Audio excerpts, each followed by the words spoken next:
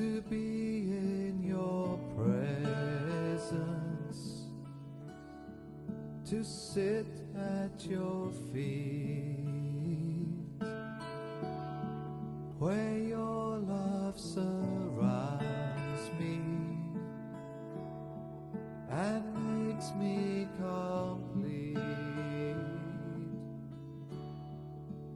This is my desire, oh Lord, this is my desire. This is my desire, oh Lord, this is my desire.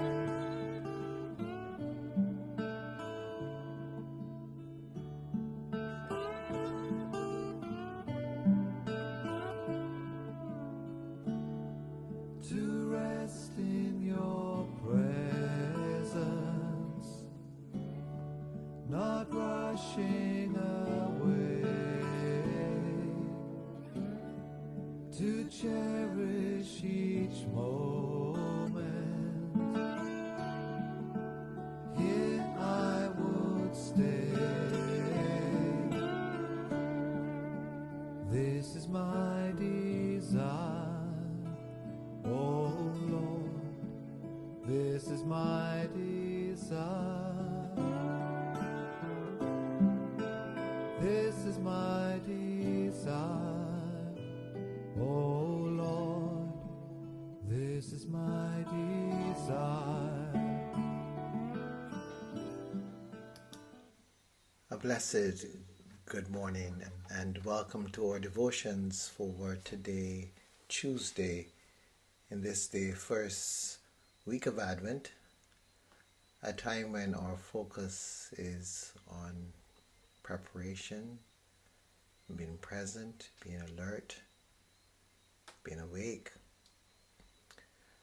And as we come to a new day, as we awaken from our own sleep, we are being reminded here of the importance of awakening from the other sleep, the sleep of mindlessness, the sleep of unawareness,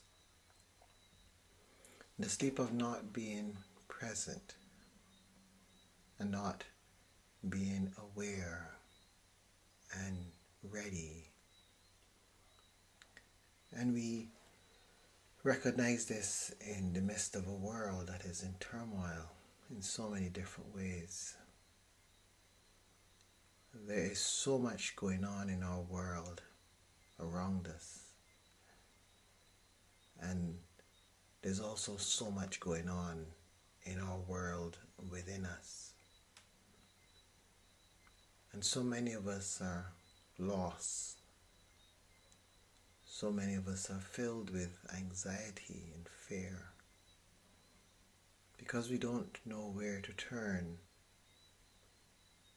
None of those familiar places that we are accustomed to exploring, none of them seem to have the answer. And so there is a sense of lostness in our world. And this is what we must face at this time, because we don't need to be lost. We aren't lost. We only need to awaken from our sleep. So as we come into this morning's time together, I ask us to bring our attention to this whole idea of awakening. And let us set the intention to awaken from our own sleep.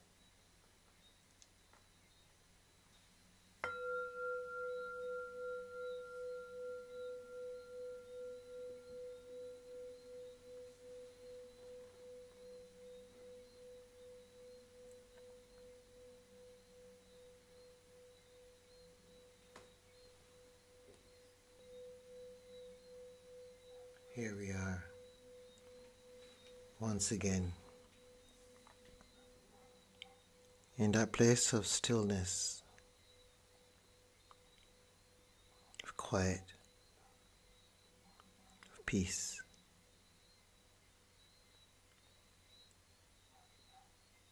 Longing for that connection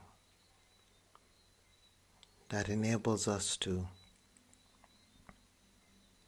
live with awareness, to be mindful. And so we breathe and come into our heart space with gratitude, desiring to awaken,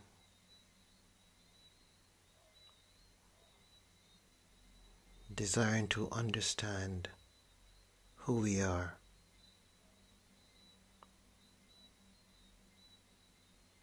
desiring to find a purpose beyond the purpose that we have believed in,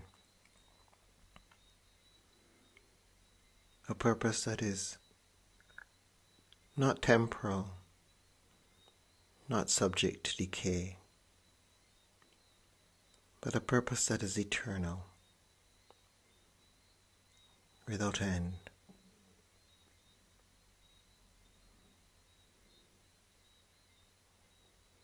We desire to awaken to that purpose in order that we may travel this spiritual path with consciousness and not be simply led blindly day by day. We desire to see the entire panorama, the full view, of what this life is all about.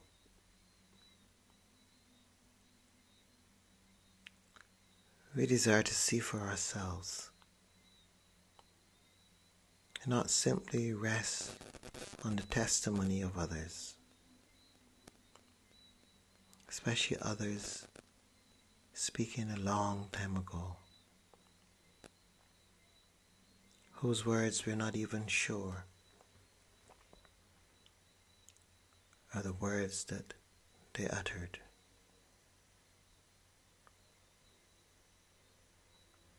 So we desire our own experience of this wondrous gift we call life.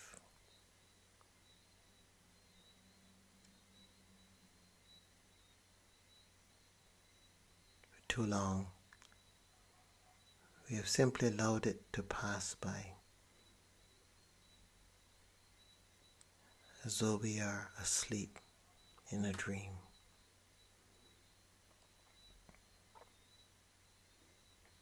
And so as we breathe this day and we acknowledge the life that is in us, we also desire to awaken, to become fully awakened, to remember our reason for being here, and to live that reason out to the fullest.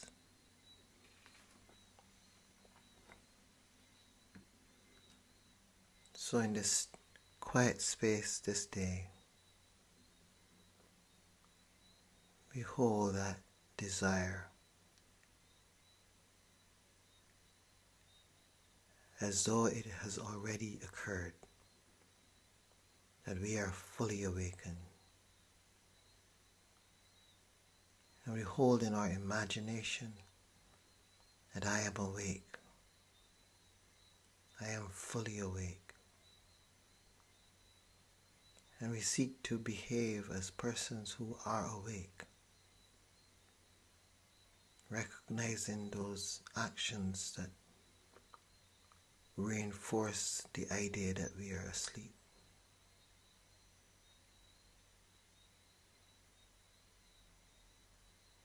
We hold in our minds a state of awakeness,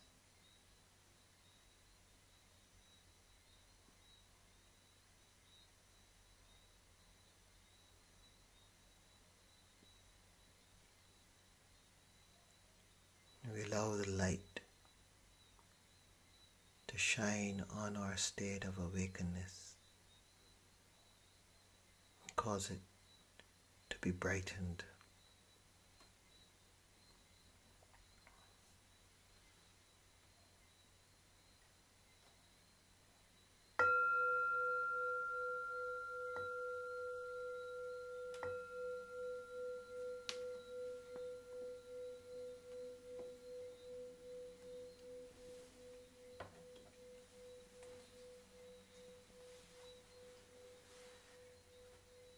In the morning when Jesus returned to the city, he was hungry. And seeing a fig tree by the side of the road, he went to it and found nothing at all on it but leaves. Then he said to it, "May no fruit ever come from you again." And the fig tree withered at once. When the disciples saw it, they were amazed, saying, "How did the fig tree wither at once?" And Jesus answered them, "Truly I tell you, if you have faith and do not doubt, not only will you do what has been done to the fig tree, but even if you say to this mountain, 'Be lifted up and thrown into the sea,' it will be done. Whatever you ask for in prayer with faith, you will receive."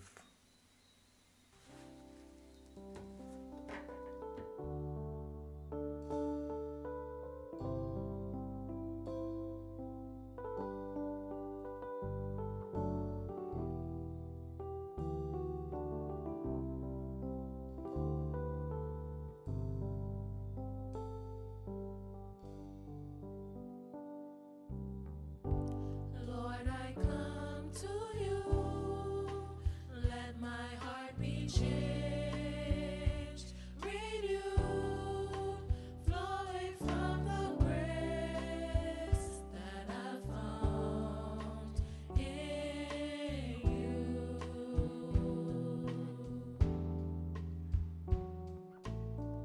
And Lord, I've come to know the weaknesses I see in me will be stripped away by the power of your love.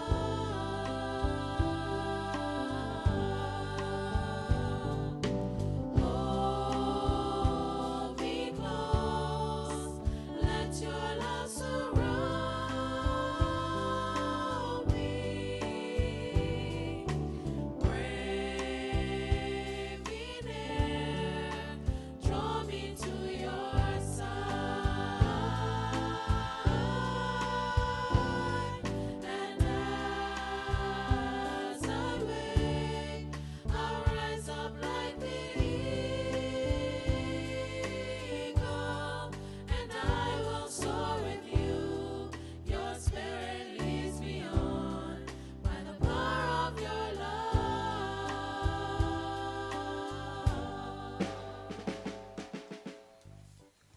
So as we continue our devotions this week with our focus on that sense of watching, being alert, being present, being awake, being mindful, we are reminded of the power of the present moment. Or as one writer with his book entitles it, "The Power of Now." The power of now. There's power in now that is not present anywhere else. But we have, as a people, as a species, we have pulled on to ourselves much false ideas of power. And in reality, it's not really power. More often than not, it is exploitation. It's not real power. Real power is the ability to move mountains, as Jesus would say. Real power is to be able to bring into being that which is not. Real power is not about manipulating circumstances or others. Real power is not about taking advantage of other persons. That's not real power. That's abuse. Power is a gift of God, and it's available only in the now, because that's where God is. When you think of your journey from day to day, just think of how often are you in the now, right there, breathing in and drawing the marrow of every moment,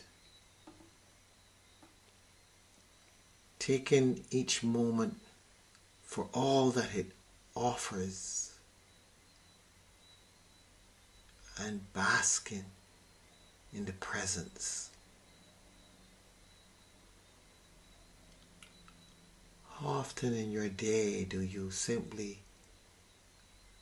float from one thing to another without being even conscious of what you're doing? How many of us in our day arrive at work and can't wait for break time or lunch time? And coming back from lunch, can't wait for the end of the day to get out of there. On the highway driving, in the midst of the traffic, can't wait to get home, to get out of this traffic. We're forever wanting to be somewhere else, doing something else. And those few times when we are actually where we need to be and enjoying it, oftentimes it is not always in our best interest.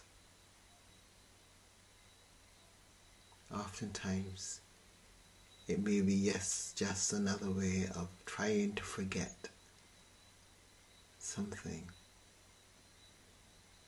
Try not to think about something.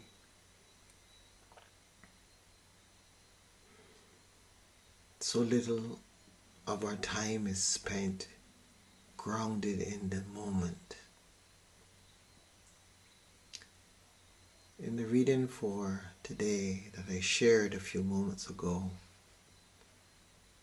we hear an episode in Jesus' life where he comes to a fig tree, and in the moment there is hunger and he is desirous of being fed, but there's nothing there.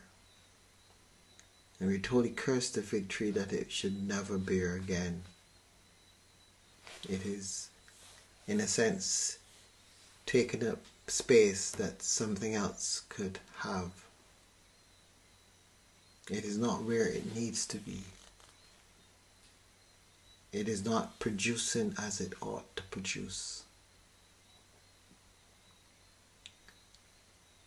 How much of that reflects our journey? Are we where we are supposed to be? Are we producing as we are supposed to produce? Or are we simply taking up space? Not being present? Not serving any real purpose? But then too there's the questioning of the disciples. And Jesus tells them that if you have faith, you can ask for anything. If you are present. Because to have faith means to be walking in the presence of the divine. It means being awakened. Faith is not about a set of beliefs. Faith is not accepting a set of ideologies. Faith is living and walking and breathing in the awareness and in the wakefulness of the divine. Somewhat like what Jesus was able to say, I and the Father are one. If you've seen me, you've seen the Father. That's a statement that is made out of wakefulness. To know oneself as divine. To know oneself as being in the divine. To know oneself as a manifestation of the divine. I and the Father are one. Are one. Hence, Jesus says to the disciples, whatever you ask, in that understanding of oneness, it will be. Because you are acting in the present and in the presence of the divine. There is so much that has been hidden from us. There's so much that we have not taken the time to explore and to really understand.